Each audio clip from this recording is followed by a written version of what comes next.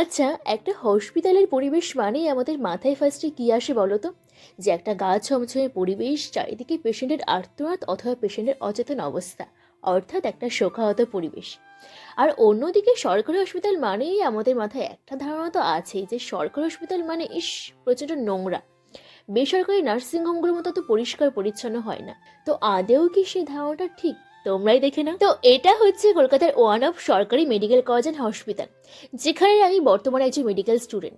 আর এই যে এত ধুমধাম করে ডেকোরেশন করা দেখছো, এই সব কিছুই হ্যাপি নিউ ইয়ারকে ওয়েলকাম করার জন্য, যেগুলো সবটাই আমরা স্টুডেন্টরা মিলে ওয়ার্ডে ডিউটির পাশাপাশি প্রায় 4-5 ঘন্টা ধরে পুরো ডেকোরেশনটা কমপ্লিট করি। তো একটা কথা কি জানো তো, আমাদের চারিপাশের পরিবেশ আর মন যদি সবসময় ভালো হাসি খুশি রাখতে পারি না, তাহলে দেখবে যে কোনো রোগ থেকে খুব দ্রুত সেরে উঠতে পারবে।